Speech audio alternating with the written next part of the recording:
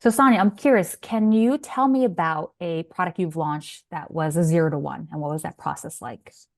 Hey everyone, as you know, this is Diana, the channel to best help you guys with your upcoming product interview. And I've been getting a ton of questions for people going through behavioral interviews asking, how do I ace those senior level interviews? And this is where we have Sonia here today, giving some expertise on that. So, Sonia, do you want to introduce yourself? Yeah, thank you so much, Diana. Hi, everyone. I'm Sonia. I'm a senior PM at Chime, but I recently came from a smaller, about 400 person sized startup in fintech. And I had a coaching session with Diana, which was super helpful. That helped me land this job as a senior PM. Nice. Today, we're going to go through a couple questions to show you guys how to ace those particularly senior level PM questions that'll help you get that higher offer. We're going to be doing 4 questions today, so let's get started. Awesome. Cool. So, Sonia, I'm curious, can you tell me about a product you've launched that was a 0 to 1 and what was that process like? Yeah, can I just take a few minutes to jot down some notes and gather my thoughts? Sounds good. Go for it. So, Diana, I'm going to tell you about the time that I took this product from 0 to 1, addressing one of the largest pain points in the returning customer experience, and also one of the number one largest contact drivers that we were getting from customers calling into CX. Hmm. So in this story, I'm going to first start with what the goal of the business is, and then walk you through the whole problem discovery process all the way to solution delivery. Awesome. So first things first is the North Star metric for the company, which I worked at. It is an investment company, a personal finance company. Our North Star metric is activation, which is getting a customer to their first investment within 7 days of signing up to the platform. Hmm. And as the PM of the new customer onboarding experience, one of the largest points of friction that I saw in our funnel was actually on this SSN screen. And we had existing research from the UXR team that pointed to this theme of like, customers just don't feel comfortable with us. That's why they're not giving us their sensitive information like PII, such as like SSN. But while this is like can be totally true and valid, this didn't really match my mental model and understanding of the problem because of the degree of drop off we were seeing seemed way larger than to be attributed by just like not feeling comfortable of entering your SSN information. There must be other things here at play, which is why I decided to dig into it with my team. So the first thing we did was we did problem discovery. And in that, the first thing we did was I partnered with a sister team of mine, engineering and data science, to really just like add logging onto the SSN screen and understand what is going on. What is the experience of customers after they enter their SSN information and hit the enter button.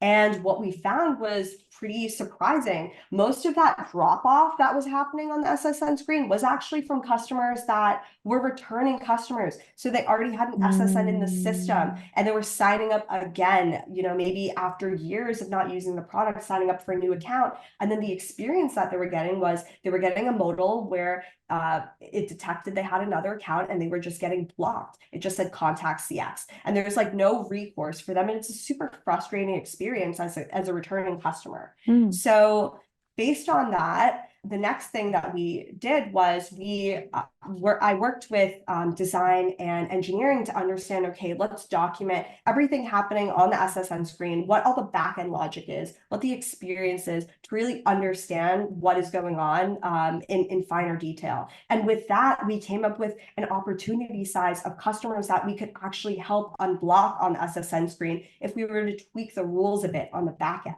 So now that we did some pretty good problem discovery to understand, okay, like who's being impacted, what is going on, what is the size of this population being impacted, that's when I moved to like solution discovery with my team. And this is when, I started the PRD. And it was so important for me to co-create this PRD with my partners and with my team. So for example, with fraud, I partnered with fraud in writing this PRD really closely because we wanted to make sure that we were maintaining that block for bad actors, but removing the friction for good actors. And I partnered with CX, account services, and legal and compliance really closely because we wanted to understand, okay, what is the end-to-end journey of when a customer calls in saying, hey, I'm blocked, to actually getting a resolution? And can we build any tooling that'll help CX agents unblock these customers? And can we consolidate the process so that we reduce that time to resolution that we saw that was a big contact driver of this problem in the first place?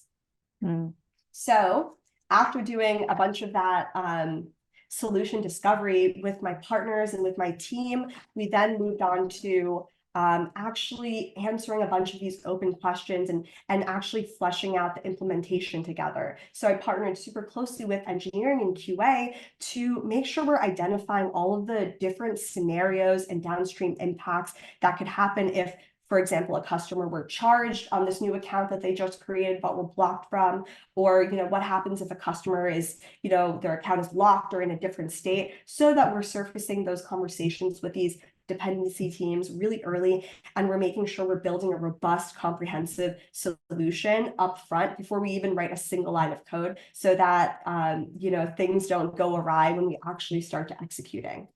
And the last thing we did was we executed, and the execution phase was actually like really smooth and fast. And that's because we had done a lot of this upfront work in the solution and problem discovery in order to arrive at a really clean solution that we had full confidence in. And as a result, we saw one of the largest lifts to activation of any project at that time, which was 2,000 more first-time investors per month, which was huge. But one of the biggest takeaways for me, and a huge learning here, was that it's really important to include your partners throughout the entire process, all the way from discovery moving into delivery. And by doing that, by including engineering, fraud, CX, etc., in the whole process, not only was it easier to actually get people bought in because we were co-creating the solution together and everyone understood the origins of where this problem came from, and we were building the solution together, but engineering was in the loop the entire time and had the full concrete context, so that when we went to actually executing and building, it made it really fast and quick and seamless when we actually had to write the code. And yeah, that's just a big learning that helped influence my philosophy on how I like to manage my products, and it really shapes my philosophy as a product manager to this day. Amazing. So, Sonia, can you share a time when you've actually faced resistance from another team or another organization in achieving a large goal that you had? Yeah, I'm going to tell you at the time that I faced a ton of resistance from this new and second engineering team that I was working with, and how we were able to overcome that together in order to get us to a place where we're smooth sailing on a really high visibility project. So for some background context, this project I was working on was to simplify the onboarding experience. Super high visibility. Updates about this project and this work stream were being given at board meetings, and one of our largest investors in the startup had been voicing their feedback and concerns about this topic for years, and so they had a major stake at play here in this project. And in order to help move this project along much faster, I was given the support of a second engineering team that I hadn't worked with before. And so by having this additional staffing, the idea is, okay, we could move a little bit quicker here on this really high visibility project. And first thing I did right out of the gate, which at the time I didn't think that much of it, was, okay, now we have two engineering teams becoming one. We're going to work on the same thing. So let's combine ceremonies, sprint ceremonies. And two reasons for this. One is just efficiency reason. That's a ton of meetings when you think about stand-up and retro. And two, we really need that cultural diffusion, because in order to actually work as a team and make sure we're in lockstep, we want more touch points where we can see and talk to one another, so that we can work more efficiently together. And immediately, I got a ton of pushback from the second engineering team. They were not happy at all. They were really resistant to the idea of like having in-person stand-ups because they had like remote stand-ups, and they just were resistant to the idea of like change overall. So the first thing I did was, okay, I'm thinking, oh, I hear you, like, this is a big change, but I wonder what else is going on underneath the surface. So the first thing I did was I formed a really strong relationship with the engineering manager who had been with this team and had been the EM of this team for a few years now. And I didn't know this team at all. So I wanted to understand, okay, what other issues at play that are here? Like, what's the background and context so that I can empathize with the team.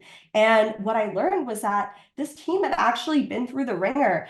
Just in 1 year, their mission statement of the team had been reorged 2 to 3 times. They had like 2 to 3 PMs in the past year. So a lot of change and a lot of movement led to this environment of like low psychological safety and resistance to change. And at the end of it, like, the team felt demotivated. They felt like the work that they were doing wasn't that impactful and didn't really matter. And that's why they were getting reorged continuously. And so now, like with that context, I understood where they're coming from with this pushback of like just what I thought was just a simple change to like our sprint ceremonies for a little bit.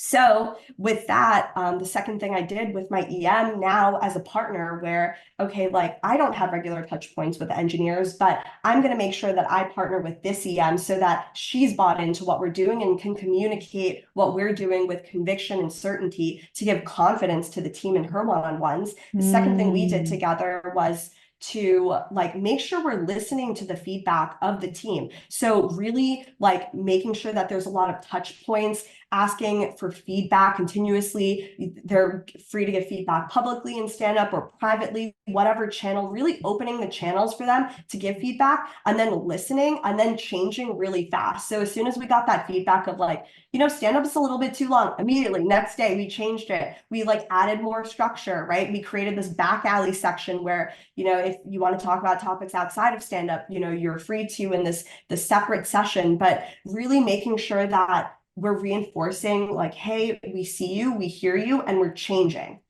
And then the third thing that I did was addressing that point of the team not feeling like the work they did mattered.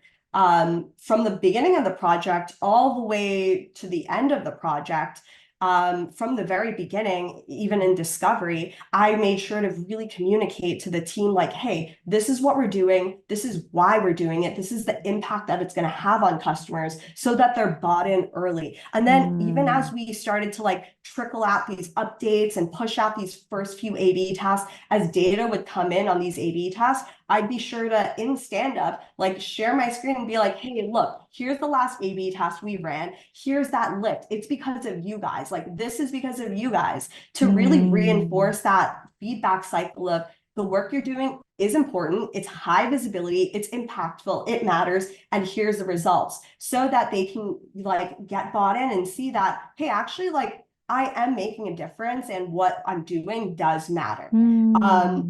And then in the end, it was really awesome because, what was super rocky and rough at first, after 3 weeks, 2-3 weeks, we ended up like really working as a well-oiled machine and like the collaboration was super tight. And in the end, we were able to reduce the length of the new customer onboarding experience by 43% on iOS, Android, and web in just a little over a quarter, which was awesome. But one of the biggest like points of feedback or like reflections, I guess, is that like product is an innately human job.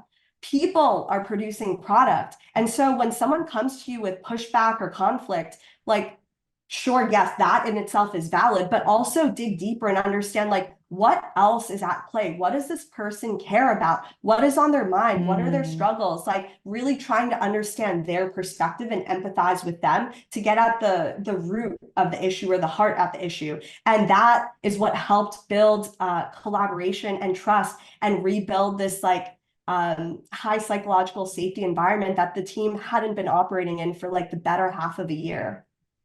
Can you tell me about a time you've actually work to influence the strategy or the direction of the business? Let me take a second to just jot down my thoughts. Yes.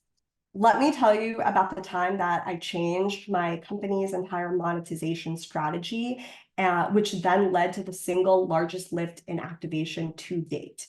So a framework that I like to use when I think through product problems is this what, why, and how framework. So I'll use that to frame my answer today. Okay. So what? Well, when we look at the first top line goal of the business, our North Star metric is activation, like I mentioned in my previous answer. So when I was looking for opportunities in the space of activation, what would be the biggest lift, or what is the biggest area of friction? When I looked at the activation funnel, the biggest area of friction is actually the checkout screen, which happens very, very early in the new customer onboarding experience.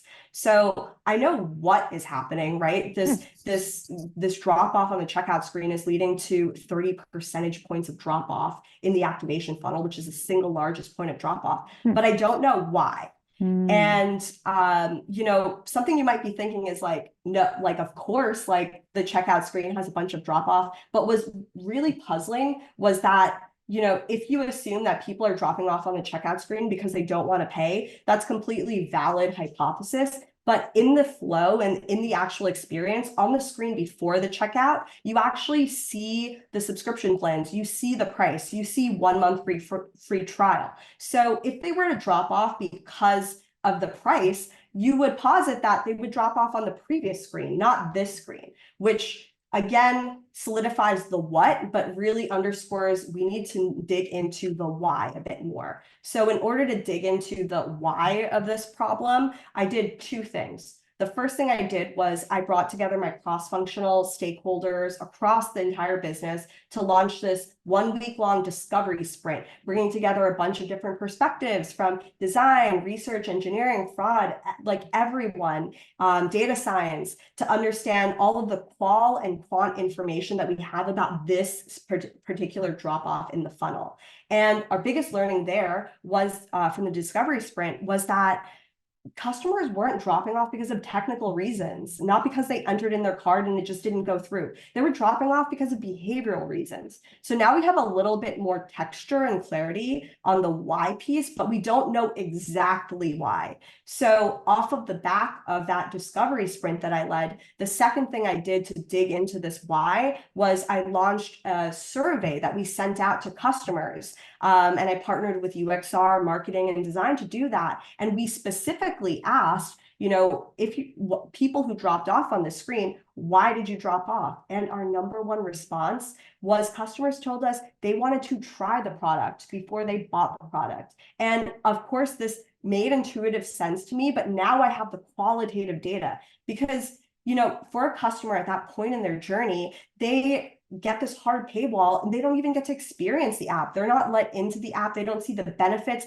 Most importantly, they don't get that aha moment at the end of onboarding where they realize, wow, it is that easy to invest because we asked them to invest right in the flow. So all of these things led me to this ultimate hypothesis, which is this third part, how, what, why, how. Now we're in how is, let's launch a super low lift A/B test to understand, with the hypothesis that if we were to just completely remove this hard paywall in the early customer journey, in the early onboarding experience, then more customers will go on to invest. Then they will retain because we already have data showing that if you invest, you have better retention outcomes. So my hypothesis here is that if we remove this paywall, it's not only going to lead to better customer outcomes, but better business outcomes because now more people are staying with us and we're collecting that recurring revenue through our subscription fees. So just pausing here, we went through the what, the why, and the how, and what are the results? So super candidly, in the short term, the results were not great. Actually, we were losing revenue compared to the control. But we were seeing really promising lift in activation and first-time investments in the variant.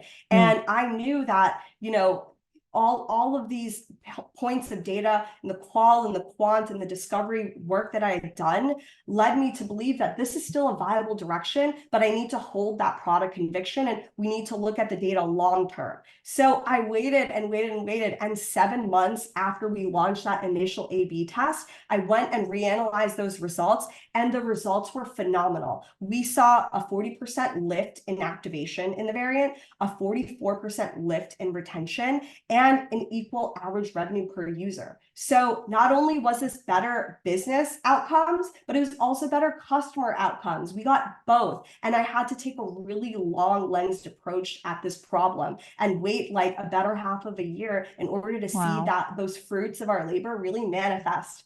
And so like in the end, what I did was I presented this data to senior leadership, got buy-in from the chief experience officer to actually go in this direction and remove the hard paywall from the experience permanently. And, you know, like I was mentioning earlier, like a big takeaway here is that in product management, right, you're continuously building that conviction. It might start as like, you know, an inkling or an idea. And for me, it was like, you know, this really sucks, you know, when you get a paywall in any app or any experience and you can't actually play with it, but actually layering on and finding those pieces, the qual and the quant, to actually like give validation and fuel that conviction, and being able to like see that through in the long term and reanalyze that data. Had I just given up, you know, 1 month, 2 months after my test, we wouldn't be here. And so you really have to make sure you're, you know, not only placing short-term bets, but also thinking long-term as a product manager as well. This question gets to a big part of what they want to understand in senior PMs, especially attaching on what Sonia just said. They want to see senior leaders who can drive vision. And I loved what Sonia mentioned, how she drove that home was waiting 7 months. When she said that, I was like, how did you convince people to stay on board for that long? So highlighting times when you're bringing a team together under a really ambiguous problem to drive a top line metric like retention, acquisition, and revenue, like Sonia mentioned, is a huge way to show that. Sonia, any thoughts on that? Yeah, I totally agree. And I think one more thought I want to add is, you know, similar to the question I answered last, is really painting the story and bringing people along in that journey. This was like widely publicized, right? Like I went up on all hands. I spoke about this project. A lot of people knew about this project and they were involved from discovery all the way to that breakthrough A/B test that had super promising results. So in building, you know, involving everyone and building that confidence and painting that story from the beginning, it helped people follow all the way through to make that buy-in much easier at the end, supported with that 7-8 months worth of data to go in this direction. And I love the emphasis on the framework you had around it was what, why, and then how. So that really helped make it easier to follow along. But again, this emphasis on this session is really on the senior PM. And there were so many things about this story. You started off with saying, let me tell you a story about how it changed the monetization strategy of this company. That is huge in itself to be able to do that. And then we follow you along to hear how that happened, starting with the problem. So you were very clear about that, but not knowing what the why was, bringing the team together to discover what that was and bring cross-functional team members together. And then doubling down on then going with a hypothesis that you knew in the short term was not going to necessarily drive revenues, but waiting that length of time to see that was, again, I think the excellence of showing the prominence of a senior leader.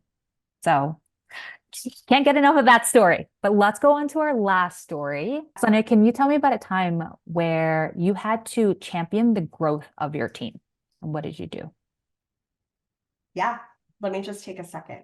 So I am going to talk a little bit about my philosophy on teams and team growth, but I'll share with you a very concrete example of how I helped a specific person on my team get a promotion and how we were able to do that together. Were you their manager? I'm just curious. No, no, no, no, no. Wow. It was my product designer, my Okay. product design partner. Yeah. Okay. So just to set the stage a little bit on my philosophy towards team growth, like why that matters. I really believe in empowered teams. I think that it is not only more fun to be on an empowered team, but it drives better outcomes. And something that's important when I go into any relationship with, a team is I really care about the people on that team and forming relationships with the individual people that last outside of the confines of this job that we just tend to be at this point in time in our careers together. And so when I think about one story of, a team member, my product design partner. So one day, we have these weekly check-ins where we talk. And one day she told me, like, look, Sonia, I'm really happy with the work that we're doing. I feel like I'm making an impact, but I feel like we're doing so much optimization work and we work in the growth space, right? So when you think about the new customer onboarding journey, there's a lot of different small A/B tests. She felt like we were doing a lot of that stuff. And as a designer, she didn't have space to actually grow and build, a vision for a larger project. And I was like, okay, this is completely valid. I completely understand. And that's something that you and I both want. We've been doing a lot of work to, get impact very quickly, but it's also important for us to not only carve out space for a larger vision of how we want to see the space change, but also support you in your career together.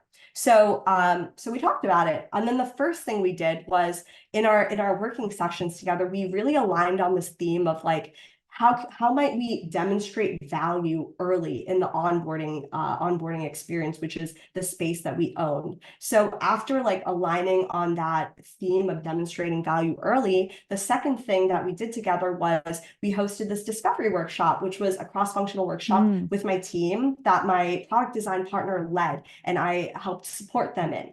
And from there, we gathered a bunch of great pieces of feedback from the team, a bunch of ideas, ranging from low lift to super high lift on areas that we can improve the new customer onboarding experience.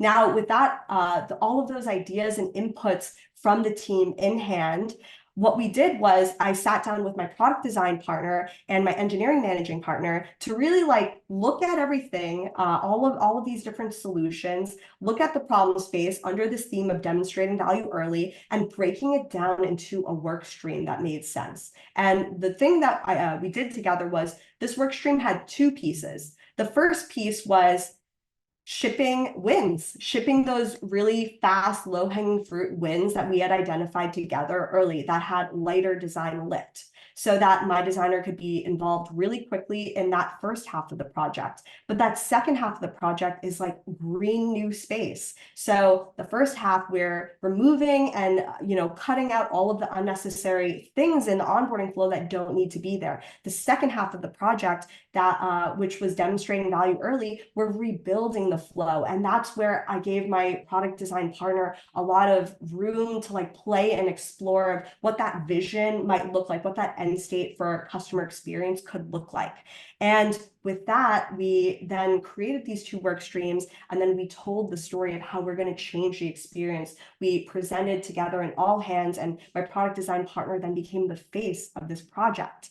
And as a result, we were not only able to ship that first half of the project super quickly and get a bunch of wins on the board, but that second project became then the #1 priority of the company as the political climate of the company shifted, new executives joined, and there was appetite for bigger, bolder bets and bigger wins and activation. So capitalizing on those shifts in the political climate, and now with this work stream, my product designer then was able to leverage that into a promotion by being the face of the project and driving this vision that she had wanted to drive in the first place.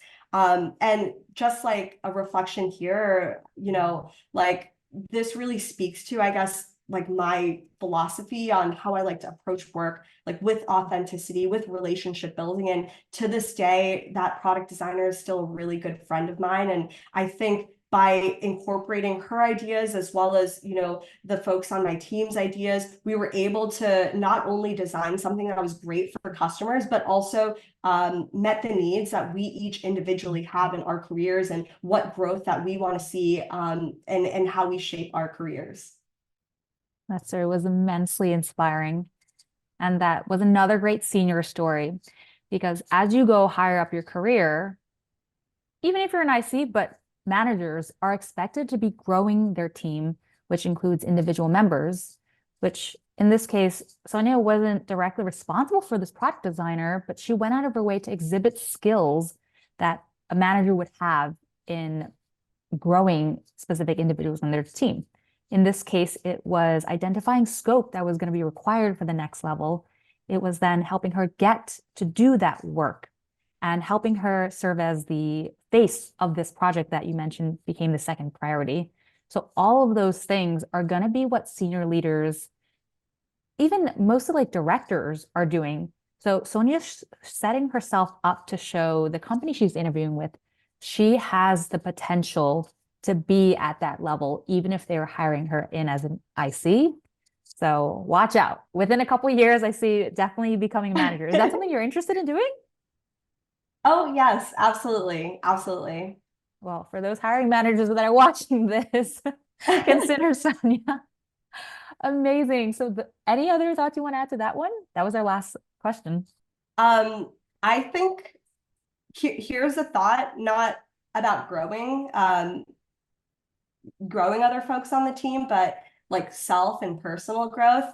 You know, when I was earlier on in my career, when I had first transitioned to product management, I was like super obsessed of like, how can I like hit these skills in this checkbox to like climb to PM and then climb to senior PM super fast. And what I learned along that journey was actually something my mentor said to me, which is, it's similar to the mirror of Erised in Harry Potter, where you're looking at this.